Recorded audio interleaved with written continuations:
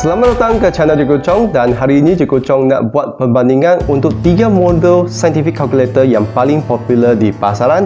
Bermula dengan kalkulator ini iaitu FX570MS. Jadi untuk makluman semua, kalkulator ni adalah model yang lama. Untuk model yang baru itu adalah seperti paparan di gambar di atas ni.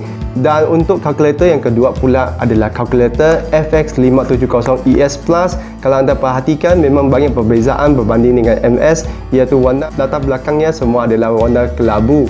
Jadi untuk yang ketiga pula adalah kalkulator Class Swiss atau modelnya adalah FX570EX.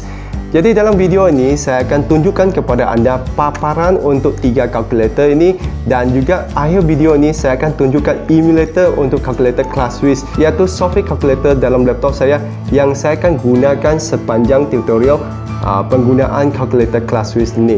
Jadi tanpa melengahkan masa, mari kita lihat apa perbezaan antara paparan 3 kalkulator ini.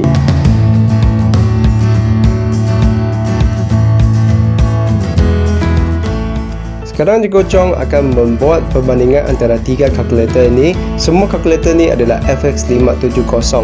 Yang bezanya hanya beberapa huruf di belakangnya. Jadi untuk memudahkan kita bezakan kalkulator ini, saya akan gunakan huruf belakang ini untuk menamakan kalkulator ini, iaitu kalkulator ini akan dinamakan sebagai MS.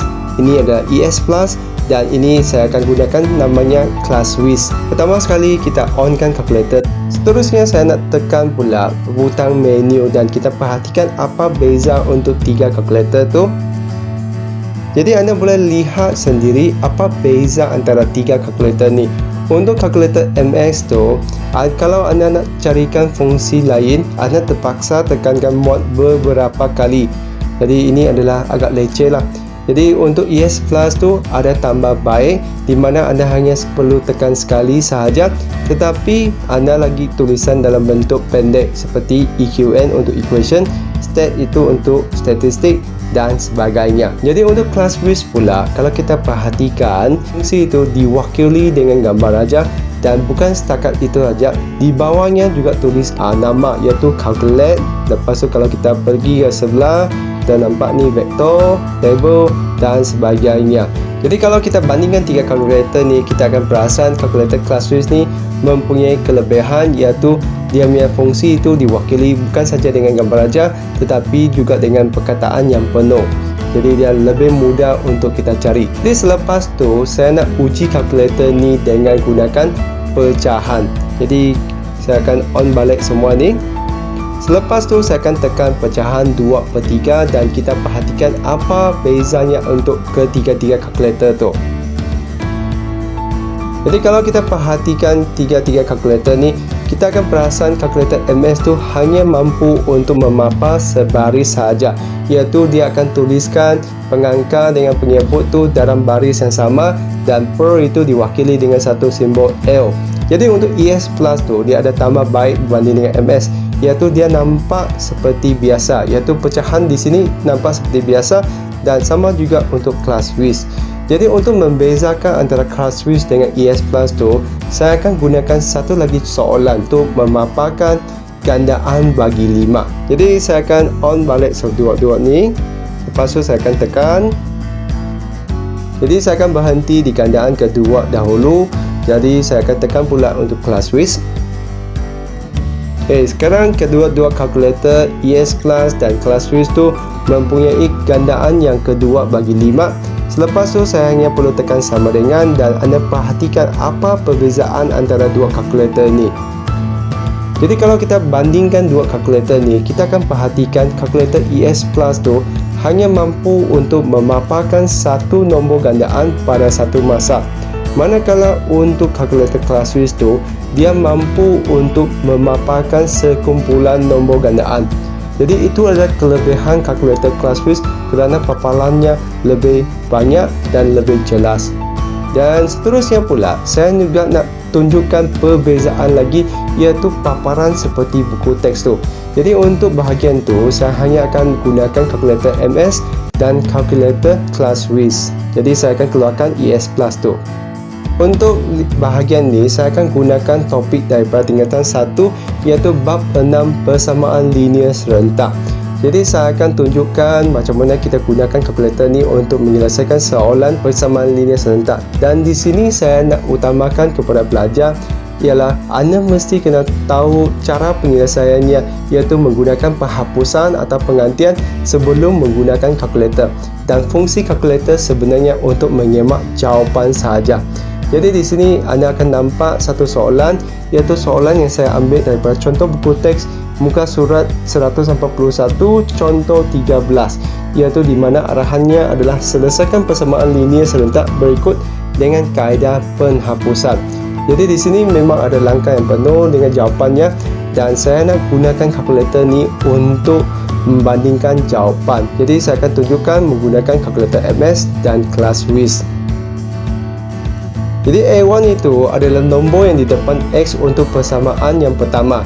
Jadi di sini nombornya adalah 1, B1 itu nombor di depan Y, dan C itu adalah nombor yang terakhir sekali, iaitu 9. Jadi saya akan buat untuk sama untuk persamaan yang kedua. Dan di sini akan keluar jawapannya X untuk 6 dan Y sama dengan 1.5. Jadi seterusnya kita lihat pula ClassWiz. Jadi saya akan tekan untuk ClassWiz. Kalau kita perhatikan susunannya, kita akan nampak ni adalah paparan untuk dua persamaan. Jadi kita hanya perlu masukkan nombor yang di depan X, depan Y, dan juga satu nombor di hujung tu. Jadi kita letakkan nombornya, dan kita perhatikan apakah jawapan yang kita dapat. Jawapan yang kita dapat tu adalah sama juga, iaitu 6 dengan 3/2 atau 1.5 kerana ada SD ni. Jadi ini adalah antara kelebihan bagi kalkulator ClassWiz ini, iaitu dia mampu untuk memaparkan soalan matematik itu dengan lebih tepat berbanding dengan kalkulator yang versi lama. Sebenarnya kalkulator ClassWiz ini ada lagi satu fungsi yang sangat menarik, iaitu dia mampu untuk menjana satu graf bagi penyelesaian ni. Jadi kalau kita nak carikan bentuk grafnya, kita boleh tekan Shift Option, di mana dia akan janakan satu QR code. Dan saya akan tunjukkan kepada anda apakah isi kandungan bagi QR code ini menggunakan telefon saya. Jadi mari kita saksikan. Jadi apa yang saya perlu buat hanya sekadar scan QR code ini, iaitu saya scan QR code tu. Selepas tu dia akan keluar satu paparan, dan di sini kalau kita perhatikan dia dapat tunjukkan apakah penyelesaian bagi persamaan tadi. Selepas tu dia juga mampu untuk tunjukkan ini adalah persilangan untuk dua persamaan tersebut. Walaupun dia tidak mampu untuk membaca mengikut skala tu, tapi dia memberikan kita idea apakah benda yang kita carikan untuk persamaan linear serentak tu. Jadi ini merupakan satu kelebihan pada kalkulator ClassWiz. Seterusnya saya akan terangkan pula tentang emulator kalkulator ClassWiz ni, iaitu bentuk software untuk kalkulator ni. Jadi rupanya adalah sama seperti yang sebenar, cuma dia ada lagi beberapa fungsi tambahan. Contohnya dia ada skrin yang kedua di mana paparannya akan lebih jelas, dan selain daripada itu, untuk membantu pelajar, saya juga akan buka skrin ni di mana anda akan nampak butang mana satu yang saya tekan. Contohnya saya tekan 1 tambah 2. Jadi akan nampak butang tu mengikut urutan. Jadi semua ni adalah untuk membantu semua supaya anda tahu mana satu yang saya tekan, dan anda dapat ikut rentak saya. Dan saya percaya ada juga guru yang tengah mencari software seperti ini, dan saya akan sediakan satu link di bawah ni untuk anda kaji sendiri sama ada berbaloi atau tidak. Jadi selain daripada itu, semasa video pertama tu saya juga berjanji untuk tunjukkan macam mana kita semak buku menu, dan juga macam mana kita semak sama ada kalkulator ni original atau tidak. Jadi apa yang kita perlu buat hanya perlu tekan menu, di mana-mana satu gambar raja tu kita boleh tekan Shift, tekan Option. Jadi kita akan janakan satu QR code.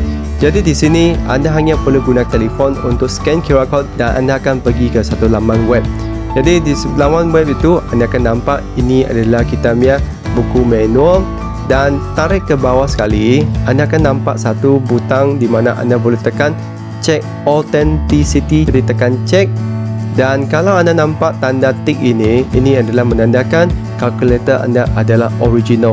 Jadi untuk video seterusnya saya akan mula untuk mengajar semua macam mana kita aplikasikan kalkulator ClassWiz ni dalam silibus kita, iaitu saya akan bermula daripada tingkatan 1 beransur-ansur bergerak ke tingkatan 5. Jadi kalau rasa video ni membantu, jangan lupa untuk tekan like dan subscribe channel Cikgu Chong untuk belajar bersama Cikgu Chong. Jadi itu saja untuk video kali ini. Sekian, terima kasih. Kita jumpa lagi.